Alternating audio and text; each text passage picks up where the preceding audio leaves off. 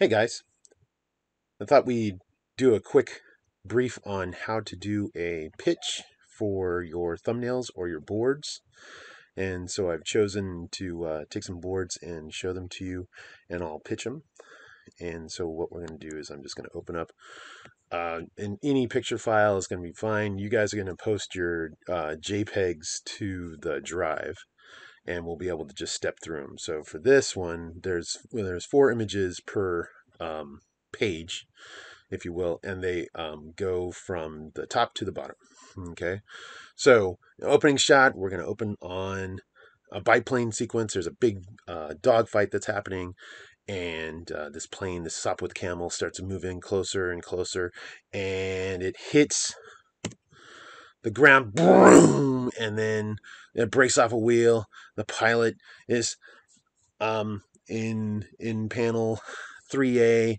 The pilot is trying to maintain control of the plane, and the plane starts to dip down because it's weighted by the one wheel, and the wing hits. Go to the next panel. The pilot's desperately trying to hold on. The oil is splashing him. We cut out, and the plane is just barely up in the air. He just struggles to keep it up, and finally, he pitches down. He reacts. Oh no, the plane's gonna crash. It comes down, hits the ground.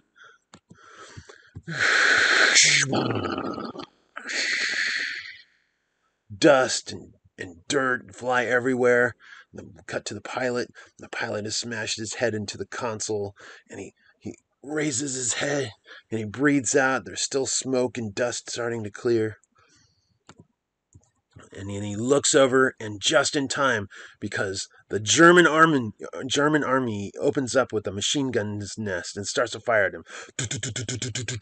And he scrambles to get out of the plane. And he struggles down, still bullets flying everywhere.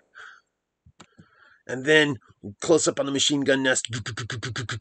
It's still firing at him. It's tearing the plane apart, the remains of the plane. The pilot, we dolly out with the pilot as he scrambles away from the plane.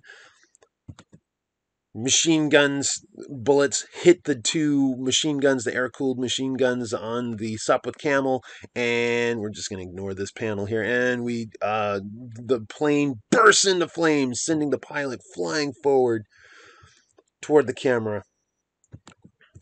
The pilot looks over. He sees a shell hole from a previous bombing, and he jumps down into the shell hole for cover. Now, I've just pitched a sequence. I didn't pitch a whole story because I think it would take too long to pitch a story like this. But for you guys, you're going to pitch a story from beginning to the end. So make sure that you have a beginning and an end. Make sure that there's a goal involved. What do you want your audience to get out of your storytelling? I know many of you think, oh, this is just a class and I don't have to worry about ever doing this again.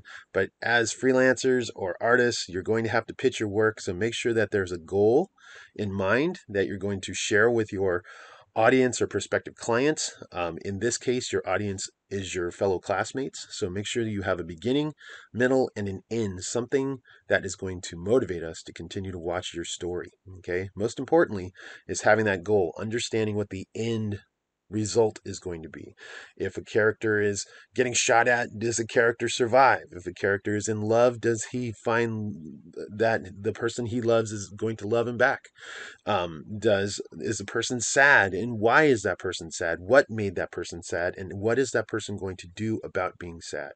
So in all cases, we need a beginning, middle, and an end.